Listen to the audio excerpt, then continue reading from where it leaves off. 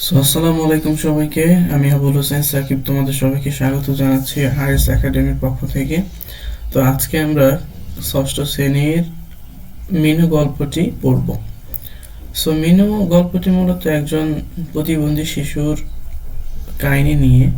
তো গল্পটা পড়তে পড়তে আসলে আমরা মিনুর জীবন কাহিনীটা জানতে পারবো, তার প্রত্যাহিক জীবন কেমন যাচ্ছে, বা প্রাত্যহিক জীবনে সে কি কি করে থাকে, তার দুঃখ কষ্ট বেদনাগুলো কি কি, সে কিভাবে মানুষের দ্বারা বিভিন্ন আচরণের শিকার হচ্ছে। এই সবগুলো এই গল্পের মধ্যে ফুটে উঠেছে। আসো আমরা শুরু করি। মা মরা মেয়ে মিনু বাবার জন্মের আগেই মারা গেছে। তার মানে কি, মিনুর অবস্থা হচ্ছে মিনু একজন এতিম মেয়ে। সে মানুষ হচ্ছে এক দূর সম্পর্কে পিসিমার বাড়িতে, মানে তার পিসির বাড়িতে তার পিসির বাড়িতে মানুষ হচ্ছে, মানে ফুফুর বাড়িতে। বয়স মাত্র 10, কিন্তু এই বয়সে সব রকম কাজ করতে পারে। তাহলে বয়স কত মিনুর? 10। সব রকম কাজই করতে হয়। লোকে অবশ্য বলে যোগেন বসাক মহৎ লোক বলেই অনাথ বোবা মেয়েটাকে আশ্রয় দিয়েছে। তার যে পিসেমশাই ছিল, হয়তোবা তার নাম হচ্ছে যোগেন বসাক। মহৎ হয়ে সুবিধাই হয়েছে যোগেন বসাকের। পেট ভাতায় এমন সর্বগুণান্বিতা 24 ঘন্টায় চাকরানি পাওয়া শক্ত হতো তার পক্ষে। মানে মেনু তো সব কাজ করতে পারে, সেই জন্য তাকে বলা হচ্ছে সর্বগুণান্বিতা বলা হচ্ছে। তাহলে মিনুকে সর্বগুণান্বিতা কেন বলা হয়েছে এই জন্যই যে সে সব কাজ করতে পারে, এবং যে সব কাজ করতে পারে এরকম একটা কাজের লোককে যদি রাখতে যেত অনেক টাকা খরচ হতো, কিন্তু এটা ফ্রিতেই পেয়ে গেছে। তার মানে কি, এখানে যেটা বোঝাচ্ছে সেটা হচ্ছে তাকে নিয়ে আসা হয়েছে এবং তাকে লালন পালন করা হয়েছে কাজ করার জন্য, যেহেতু সে প্রতিবন্ধী। ঠিক আছে। বোবা হওয়াতে আরো সুবিধা বোবা হওয়াতে আরো সুবিধা হয়েছে, নীরবে কাজ করে। মিনু শুধু বোবা নয়, ঈষৎ কালাও। কালা বলতে আমরা এখানে কম শোনা বুঝি, মানে খানিকটা কম শোনে আর কি।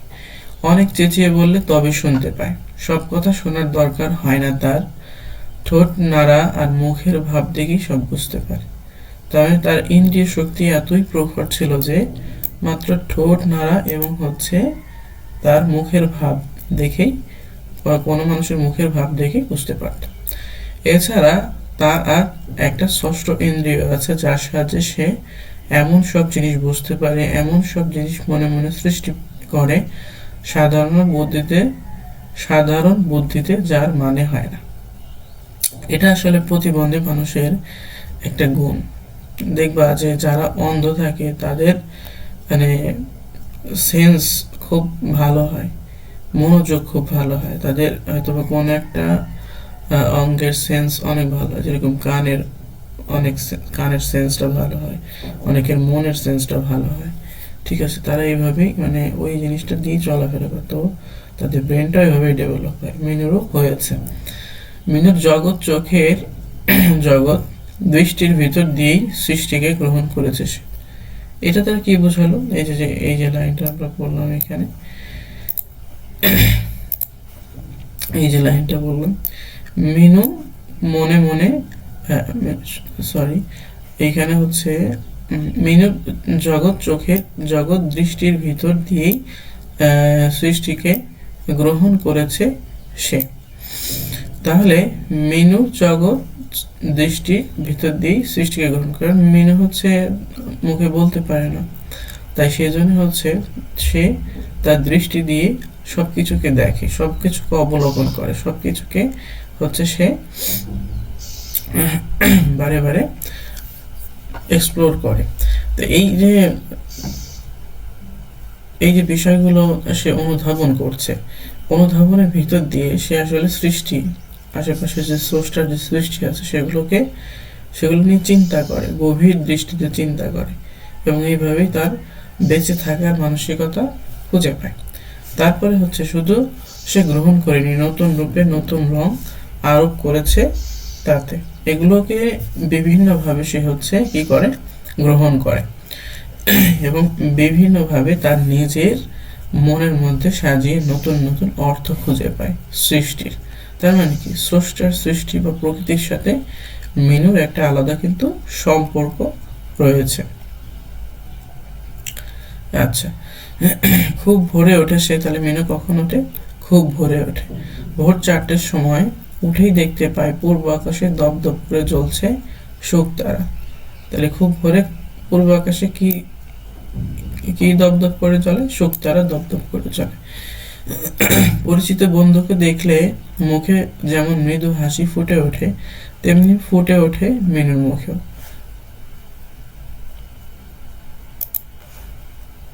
সরি, এখানে একটু ইন্টারাপ্ট হয়ে গেছে। পরিচিত মানুষের বৈজ্ঞানিকের চোখে শুকতারা, পরিচিত বন্ধু, তার মানে শুকতারা তার কি বন্ধু? পরিচিত বন্ধু। তো পরিচিত বন্ধুকে হাসি যেমন মৃদু হাসি ফুটে ওঠে, তেমনি হাসি ফুটে ওঠে মিনুর মুখে। মিনু মনে মনে বলে, সই ঠিক সময়ে উঠেছে দেখছি। মানে মিনু তো প্রকৃতির সাথে ভাবালাপ করছে, এখানে সেই জিনিসটা ফুটিয়ে তোলা হয়েছে। বৈজ্ঞানিকের চোখে শুকতারা বিরাট বিশাল বাষ্পমণ্ডিত প্রকাণ্ড গ্রহ। কবির চোখে নিশাবসানের আলোকদূত। নিশাবসান মানে বুঝো? নিশাবসান মানে হচ্ছে রাতের, নিশাবসান মানে হচ্ছে তোমার রাতের যে মানে অন্ধকারটা থাকে সেটাকে দূর করে থাকে। কিন্তু মিনুর চোখে সে সই, মিনুর চোখে সে কি সই, সই মানে বন্ধু। কারণ কি, মিনু যখন ওঠে তখন সে তার এই যে বন্ধুকে দেখতে পায়। মিনু বিশ্বাস সেও তার মতো কয়লা ভাঙতে উঠেছে ভোরবেলায়। আকাশবাসী তার কোনো পিসেমশাইয়ের গৃহস্থলিতে উনুন ধরাবার জন্যে। মানে মিনু তার যে প্রাত্যহিক জীবনের কাজগুলো আছে এগুলো মূলত করার চেষ্টা করতেছে, রিলেট করার চেষ্টা করে হচ্ছে প্রকৃতির সাথে সামঞ্জস্য রেখে। মানে মিনু, ওই যে আমাদের লেখক আগে বলেছেন যে প্রকৃতির সৃষ্টিগুলোকে তার সে নিজের সাথে মানিয়ে নিয়েছে, তাই না? তার মানে সে যতগুলো কাজ করবে সে সবগুলো প্রকৃতির সাথে সম্পর্কিত করে তুলবে। কারণ বলেছে সই, সই মানে তো সে তার কাজের সই। তাই সেই জন্য হচ্ছে আমাদের এইখানে দেখতেছি আমরা মিনু এই বিশ্বাসটাই করে যে ভোরবেলায় তা সে যখন ওঠে, আর জেনারেলি ভাবতে গেলে পরে দেখা যায় যে এই যে সেই যে শুকতারা আকাশে রয়েছে, শুকতারা আকাশে রয়েছে, এটা তো তার প্রাত্যহিক নিয়ম, তাই না, যে সে আকাশে থাকবে। কিন্তু আমাদের ভাবনাটা আসলে এখানে ম্যাটার করে। আমাদের এই যে লেখক কিন্তু বলে দিয়েছেন যে বৈজ্ঞানিকদের চোখে একরকম শুকতারা এবং কবির চোখে একরকম। তো এটা কিন্তু বিভিন্ন একজনের চোখে এক এক রকম হতে পারে। তাই মিনুর চোখেও কিন্তু সেই জিনিসটা আলাদা। কেন আলাদা হয়েছে? কারণ মিনুর চিন্তাটা আলাদা। মিনু তাকে বন্ধু বানিয়ে ফেলছে এবং বন্ধু সাহায্য করে, তাই এই জিনিসটা এখানে প্রকাশ পেয়েছে। আকাশের পিসেমশাই হয়তো ডেইলি প্যাসেঞ্জারি করে তার নিজের পিসেমশাইয়ের মতো, ঠিক আছে। শুকতারার আশেপাশের কালো মেঘের টুকরো যখন দেখতে পায় তখন ভাবে ওই যে কয়লা। তার মানে কি, এখানে মিনুর একটা কাল্পনিক চিন্তা হচ্ছে প্রকাশ পেয়েছে যে ওই পাশের মেঘগুলোকে সে কয়লার মতো মনে করে, ঠিক আছে, কয়লার মতো মনে করে এবং শুকতারা হচ্ছে সেগুলোকে ভেঙে দিচ্ছে, ঠিক আছে। কি বিচ্ছিরি করে ছড়িয়ে রেখেছে আজ, বলে আর মুচকে মুচকে আসে। মানে কি, এখানে সে তার নিজের সুখের জিনিসটা নিজেই তৈরি করে নিচ্ছে। তার যে কষ্টটা আছে সেটা সে প্রকৃতির মাঝে মিল খুঁজে নিয়ে সেই কষ্টটা দিয়ে একটা গল্প বানিয়ে তার কষ্টটাকে কমানোর চেষ্টা করছে, যেহেতু সে কথা বলতে পারে না। তারপর নিজে যায় সে কয়লা ভাঙতে। কয়লাগুলো ওর শত্রু। কেন শত্রু? শত্রুর উপর হাতুড়ি চালিয়ে ভারী তৃপ্তি হয় ওর। হাতুড়িটা নাম রেখেছে গদাই। হাতুড়ির নাম কি ছিল? গদাই। আর যে পাথরটার উপর রেখে কয়লা ভাঙে তার নাম দিয়েছে শানু। শানের সঙ্গে মিল আছে বলে বোধ হয়, সেজন্য শানু নাম দিয়েছে। কয়লা গাদার কাছে গিয়ে রোজ সে ওদের মনে মনে ডাকে, ও গদাই, ও শানু, ওঠো এবার, রাজ্যে পুড়িয়ে গেছে। সই এসে কয়লা ভাঙছে। আচ্ছা, একটা কথা বলো তো, এই যে শানু এবং গদাই নাম দেওয়া এবং তাদের সাথে কথা বলা, এটা দ্বারা আসলে কি প্রকাশ পায়?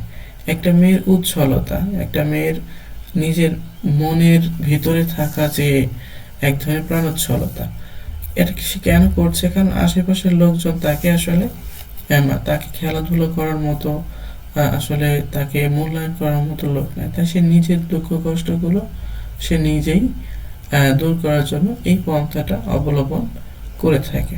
তারপরে আমরা দেখি যে কয়লা গাদার কাছে গিয়ে রোজ ওদের মনে মনে ডাকে, ও গদা, ও শানু, ওঠো এবার, রাজ্যে পুড়িয়ে গেছে। সই এসে কয়লা ভাঙছে, তোমরা ওঠো। কয়লা ভেঙে তারপর যায় সে ঘুটের কাছে। ঘুটে ঘুটে তার ঘুটে নয় তরকারি, ঘুটে ঘুটে তার কাছে ঘুটে নয় তরকারি। উনুনের নাম রাক্ষসী, উনুন রাক্ষসী, কেরোসিন তেল দেওয়া ঘুটের তরকারি দিয়ে শত্রুদের মানে কয়লাদের খাবে। মানে যে আমরা যে জ্বালানিগুলো জ্বালাই তার কাছে এটা রাক্ষসী, মানে উনুন রাক্ষসী মনে হয়, তো কয়লাদের কয়লাদের শত্রু মনে হয়। ঠিক আছে, তো সেই কয়লাকে যে শত্রুকে খেয়ে ফেলবে, তার মানে তার যে চিন্তা ভাবনাগুলো দেখো, সে কিভাবে এগুলোকে তার ফিলোসফির দৃষ্টিতে বা তার যে দার্শনিক দৃষ্টি আছে সেটার সাথে সে মিল করে বর্ণনা দিচ্ছেন। আঁচটা যখন গনগন করে ধরে ওঠে তখন ভারী আনন্দ হয় মিলুর। কেন আনন্দ হয়? জ্বলন্ত কয়লাগুলোকে তার মনে হয় রক্তাক্ত মাংস, রক্তাক্ত মাংস। আর আগুনের লাল আভাকে মনে হয় রাক্ষসীর তৃপ্তি। রক্তাক্ত মাংস কেন মনে হয়? রক্তাক্ত মাংস মনে হয় যখন জ্বলন্ত কয়লাগুলো লাল আভা হয়ে যায়, তখন আগুন দিলে তো লাল আভা হয়ে যায়, তো লাল আভা হয়ে গেলে তখন সেটা রক্ত মাংসের মতো মেনুর কাছে মনে হয়, কারণ এটা তার চিন্তার একটা প্রতিফলন এখানে বনফুল দেখিয়েছেন। বিস্ফারিত নয়নে সে চেয়ে থাকে, তারপর ছুটে উঠে চলে যায় উঠোনে। কি করতে চলে যায়? আকাশের দিকে চেয়ে দেখে সেখানে উষার লাল আভা ফুটছে কিনা। উষার লাল আভা, সকালবেলা আসলে আমরা যদি আকাশের দিকে তাকাই তাহলে সেখানে আমরা কিছু লাল আভা দেখতে পাই। সূর্য যখন ওঠে তখন চারিপাশে লাল আভা হয়ে যায়। ঠিক আছে, সেটা আসলে খুব ভালো দেখায়। উষার লাল আভা যেদিন ভালো করে ফুটে সেদিন সেভাবে সইয়ের উনুনে চমৎকার আজ এসেছে। ঠিক আছে, ওই যে সই মানে তার এই জিনিসটাও আসলে সই মনে করে, সই মানে বন্ধু মনে করে। যেদিন আকাশে মেঘ ঢাকা থাকে সেদিন ভাবে ছাই পরিষ্কার করেনি, তাই আজ ওঠেনি। আজ তার মানে চমৎকার একটা এখানে তার তার অনুভূতি এবং দর্শনের চিন্তাধারা প্রকাশ পেয়েছে। যে আমরা যেটা দেখতে পারি এখানে যে এটা কিন্তু কোনোদিনও সম্ভব না, প্রকৃতির নিয়মে সূর্য ওঠে, বাট মিনুর কাছে এটা মনে হয়। ঠিক আছে, তো সেই জগতে তার শত্রু মিত্র সব আছে। সরি, আমি মনে হয় একটু লাইনটা ভুল করে অন্য জায়গায় গিয়ে চলে গেলাম। ছাই পরিষ্কার করেনি এই জায়গায়। এইভাবে নিজের একটা অভিনব জগৎ সৃষ্টি করেছে সে মনে মনে। সেই জগতের সঙ্গে বাইরের জগতের কোনো মিল নেই। সে জগতে তার শত্রু মিত্র সব আছে। আগেই বলেছি, কয়লা তার শত্রু, রান্নাঘরের বাসনগুলো তার বন্ধু। তাদের নাম রেখেছে সে আলাদা আলাদা। ঘটিটার নাম পুটি। ঘটিটার নাম কি রেখেছে? পুটি। ঘটিটা একদিন হাত থেকে পড়ে গিয়ে তুবড়ে গেল। মেনু সে কি কান্না, তোবড়ানো মানে মোছানো হবে এরকম একটা তোবড়ানো জায়গাটা রোজ হাত বুলিয়ে দেয়। গিলাস চারটের নাম হারু, বারু, তারু এবং কারু। এগুলো কিন্তু প্রশ্ন আকারে আসে, সৃজনশীল বহু নির্বাচনী প্রশ্ন আকারে কিন্তু আসে। ঠিক আছে, তো একটু ছোট ছোট প্রশ্ন আকারে পড়বা, প্লাস গল্পটা কোন আঙ্গিকে লেখা সেটা তুমি যদি পাঠ পরিচিতি পড়ে নাও আগে তাহলে বুঝতে পারবে। তো চারটে গ্লাসই এরকম, কিন্তু মিনুর চোখে তাদের পার্থক্য ধরা পড়ে। গ্লাসগুলোকে যখন মাজে এবং ধোয় তখন মনে হয় সে যেন ছোট ছেলেদের স্নান করাচ্ছে।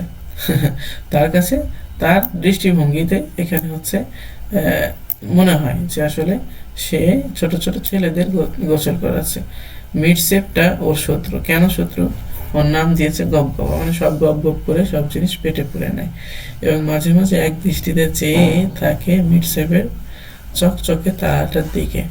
তার আর মনে মনে বলে মর। সেখানে আমরা আবার খেয়াল করি যে মিডসেপটা ওর শত্রু, ওটার নাম দিয়েছে গবগবা। গপ গপ করে সব জিনিস পেটে পুরে নেয়, মাঝে মাঝে এক দৃষ্টে চেয়ে থাকে মিডসেপের চকচকে তলাটার দিকে আর মনে মনে বলে আমার মুখ পড়া সব জিনিস পেটে পুরে বসে আছে। মিনুর আর একটি দৈনন্দিন কর্তব্য আছে। যখন অবসর পায় টুক করে চলে যায় ছাদে। কেন যায় ছাদে? ছাদ থেকে একটা বড় কাঁঠাল গাছ দেখা যায়। কাঁঠাল গাছের মাথার দিক থেকে একটা সরু শুকনো ডাল বেরিয়ে আছে। একটা সরু শুকনো কি আছে? ডাল বেরিয়ে আছে। সেই ডালটার দিকে সাগ্রহে চেয়ে থাকে মিনু। মনে হয় তার সমস্ত অন্তর যেন তার দৃষ্টিপথে বেরিয়ে গিয়ে আশ্রয় করেছে ওই ডালটাতে। মানে মিনুর গভীর চিন্তার কথা এখানে বলা হয়েছে। সে যে একটা মানুষ, তার যে একটা পরিচয় আছে, ঠিক আছে, সেই জিনিসটা সে ওই ডালের সাথে কল্পনা করছে। এর কারণ আছে। কি কারণ আছে? তার জন্মের পূর্বে তার বাবার মৃত্যু হয়েছিল। বাবাকে সে দেখেনি অনেক দিন আগে। তার মাসিমা তার কানের কাছে চিৎকার করে একটা বিস্ময়কর খবর বলেছিল। তার বাবা নাকি বিদেশ গেছে, অনেক দূর বিদেশ। মিনু বড় হলে তার কাছে ফিরে আসবে, হয়তো তার কোলেই আসবে। কিন্তু মিনু বুঝতে পারেনি ব্যাপারটা ভালো করে। একটা জিনিস কেবল তার মনে গাঁথা হয়েছিল, বাবা ফিরে আসবে। কবে আসবে, কিন্তু কত বড় হলে আসবে, কথাটা মাঝে মাঝে ভাবতো সে। এই লাইনটা পড়ে আসলে আমরা মিনুর বাবার প্রতি তার যে এক ধরনের আহ, মায়াবোধ, সেটা কিন্তু আমরা আসলে বুঝতে পারি। বা তার বাবার প্রতি তার যে এক ধরনের ভালোবাসা ছিল বা বাবার অভাব বোধ, আমরা কিন্তু এই এই চরণ থেকে বা এই লাইনগুলো থেকে আসলে অবলোকন করতে পারি। ঠিক আছে, যে এখানে দেখো বাবা ফিরে আসবে একদিন, সে হচ্ছে ফিরে আসবে, সেই জিনিসটা কিন্তু এখানে সে মনে মনে ভাবতো। তার মানে তার বাবার একটা অভাব ছিল ভিতরে, তার বাবার প্রতি তার এক ধরনের ভালোবাসা এখানে প্রকাশ পেয়েছে। এমন সময় একদিন একটা ঘটনা ঘটলো। সেদিনও ছাদে দাঁড়িয়েছিল, দেখতে পেল পাশের বাড়ির টুনুর বাবা এলো বিদেশ থেকে অনেক জিনিসপত্র নিয়ে এসেছিল। আর ঠিক সেই সময় তার নজরে পড়লো ওই সরু ডালটার একটা হলদে পাখিও এসে বসলো। সেদিন থেকে তার বদ্ধ ধারণা হয়ে গেছে, ওই সরু ডালে যেদিন হলদে পাখি এসে আবার বসবে, সেদিনই তার বাবা আসবে বিদেশ থেকে। মানে মিনু মনে মনে আর কি নিজের থেকে একটা চিন্তা বানিয়ে নিয়েছে। ঠিক আছে, আসলে মিনুর বাবা তো বেঁচে নাই, মারা গেছে। তাই ফাঁক পেলে সে ছাদে ওঠে, কাঁঠাল গাছের ওই সরু ডালটার দিকে চেয়ে থাকে। হলদে পাখি কিন্তু আর এসে বসে না, তবু রোজ একবার ছাদে ওঠে মিনু। রোজ কয়বার করে ছাদে ওঠে? একবার করে ছাদে ওঠে। এটা তার দৈনন্দিন কর্তব্যের মধ্যে একটা। এর কয়েকদিন পর রাত্রে কম্প দিয়ে জ্বর এলো তার। ঠিক আছে, রাতে হঠাৎ করে তার হচ্ছে জ্বর চলে আসে, কাউকে কিছু বললে না। মনে হলো জ্বর হওয়াটা বুঝি অপরাধ একটা। ভোরে ঘুম ভেঙে গেল, রোজ যেমন কয়লা ভাঙতে যায় সেদিনও তেমনি গেল। সেদিন চোখে পড়লো শুকতারাটা দপদপ করে জ্বলছে। মনে মনে বলল, সই এসেছিস? আমার শরীরটা আজ ভালো নেই ভাই, তুই ভালো আছিস তো? উনুনে আঁচ দিয়ে সে তার জল ভরতে পারল না সেদিন। শরীরটা বড্ড বেশি খারাপ হতে লাগলো। আস্তে আস্তে গিয়ে শুয়ে পড়লো নিজের বিছানায়। কেমন যেন ঘোর ঘোর মনে হতে লাগলো। নিজের ছোট্ট ঘরটিতে মিনু জ্বরের ঘরে শুয়ে রইল খানিকক্ষণ। জ্বরের ঘরেই হঠাৎ তার মনে হয় একটা দরকারি কাজ করা হয়নি। আস্তে আস্তে উঠলো সে বিছানা থেকে, তারপর খিড়কির দরজা দিয়ে গিয়ে দাঁড়ালো ছাদের সিঁড়ির কাছে। সিঁড়ির কাছে কিছুক্ষণ দাঁড়িয়ে থেকে আস্তে আস্তে উঠে গেল ছাদে। কেউ দেখতে পেল না। পিসিমা পিসেমশাই তখন ঘুমোচ্ছেন। ছাদে উঠেই চোখে পড়লো লালে লাল হয়ে গেছে পূর্ব আকাশ। বাহ, চমৎকার আজ উঠেছে তো সোহেল, একটু হাসলো সে। তারপর চাইলো সেই সরু ডালটার দিকে। সর্বাঙ্গ রোমাঞ্চিত হয়ে উঠল তার। একটা হলদে পাখি এসে বসেছে। তাহলে তো বাবা নিশ্চয়ই এসেছে। আর এক মুহূর্তেও দাঁড়ালো না ছাদে। যদিও পা টলছিল, তবু সে প্রায় ছুটে বেরিয়ে এলো বাইরে। আমরা শেষের যে আহ,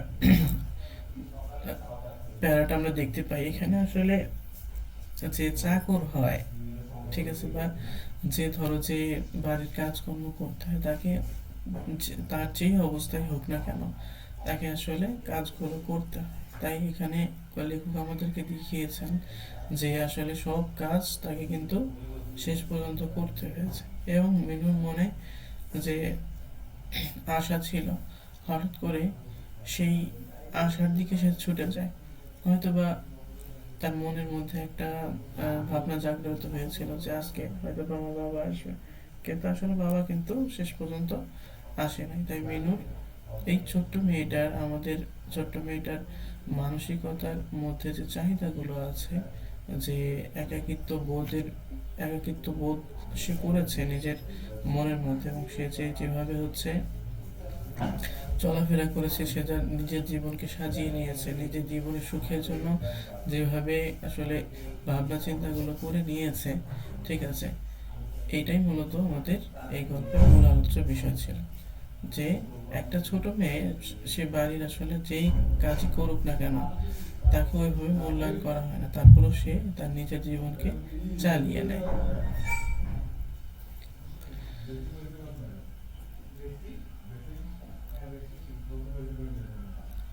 তো এখানে আমাদের শব্দার্থগুলো আছে, এগুলো আমরা পড়ে নিব। আর পাঠের উদ্দেশ্য বলতে কি, বিশেষ চাহিদা সম্পন্ন মানুষের প্রতি মমত্ববোধ জাগ্রত করা, তাই না? এটা হচ্ছে বিষয়। আর পাঠ পরিচিতির বিষয়গুলো আমরা আসলে যদি দেখি, তাহলে দেখতে পাবো যে বিচিত্র মানুষের সমন্বয়ে গড়ে উঠেছে আমাদের এই সমাজ। কেউ সুস্থ, কেউ বা পুরো সুস্থ নয়। আমাদের সমাজে প্রায় বিভিন্ন ধরনের প্রতিবন্ধী মানুষ দেখা যায়। ছোট্ট মেয়ে মানুষ এবং শ্রবণ প্রতিবন্ধী, আসলে ও কিন্তু কথা বলতে পারতো না বা শুনতেও পারতো না। তার বাবা মা নেই, তাই বলে জীবনকে সে তুচ্ছ মনে করে না। দূর সম্পর্কে আত্মীয় বাসায় থাকতে হয় তাকে। সেখানে গৃহকর্মে তার অখণ্ড মনোযোগ। দেখো, কাজকর্মের ভিতর দিয়ে কিন্তু তার মনোযোগ প্রকাশ পেয়েছে। শুধু তাই নয়, প্রকৃতির সঙ্গে সে মিতালি পাঠিয়েছে। বলবে বেলাকার নতুন সূর্যকে নিজের জ্বালানো চুল্লির সঙ্গে তুলনা করা তার ভালো লাগে। এভাবে বিভিন্ন জিনিস তার করেছে। কিন্তু আবার এখানে দেখো, তার হচ্ছে পিতার আগমন ঘটবে একদিন, সে বলে থাকে। ওই দিন বাড়ির কাঁঠাল গাছের সরু ডালে একটা হলদে পাখি বসে। তারপর মিনু বিশ্বাস করতে থাকে যে তার পিতা আসবে। পিতার প্রতি এক ধরনের ভালোবাসা। পিতার জন্য মনে মনে অপেক্ষা করে থাকে ঈশ্বরী। মিনু অবসর পেলেই রোজ একবার ছাদে ওঠে। হলদে পাখি খুঁজতে খুঁজতে ওই গাছটার সরু ডালের দিকে যায়। হলদে পাখি আসে, কিন্তু তার পিতা আসে না। এই কষ্ট তার একান্ত নিজস্ব। তবু সে স্বপ্ন দেখে, এই স্বপ্ন তাকে সমস্ত প্রতিকূলতা অতিক্রম করতে সাহায্য করে। তাই আমরা সবসময় আমাদের আশেপাশে যারা ধরো যে বাক প্রতিবন্ধী আছে বা ছোট মানুষ আছে বা বিশেষ চাহিদা সম্পন্ন ছেলে মেয়ে আছে, যারা যারা আমাদের বাড়িতে কাজ করে, আমাদের সেবা যত্ন করে, তাদের প্রতি আমাদের আসলে যত্নশীল হওয়া উচিত। এই গল্প দ্বারা আসলে আমরা সেটাই বুঝতে পারি। তো আশা করি গল্পটা সবাই বুঝতে পেরেছো, এবং এর ভাব এবং হচ্ছে বক্তব্যগুলো খুব ভালোভাবে আত্মস্থ করতে পেরেছো। সো মিনু লিখেছেন বনফুল, অনেক অসাধারণ অসাধারণ চমৎকার চমৎকার উনি গল্প লিখেন, ছোট গল্প। সো এই গল্পটা আশা করি তোমরা অনুভব করতে পারবে ভালোভাবে, এবং তোমরা গল্পের যে বিষয়বস্তুগুলো আছে সেগুলো ভালোভাবে আয়ত্ত করে নিজেদের ভিতরে গুণাবলীগুলো বিকাশ করতে পারবে, এবং সেই আঙ্গিকে তোমরা পরীক্ষা ভালো করতে পারবে। তো সকলের জন্য শুভকামনা। আসসালামু আলাইকুম।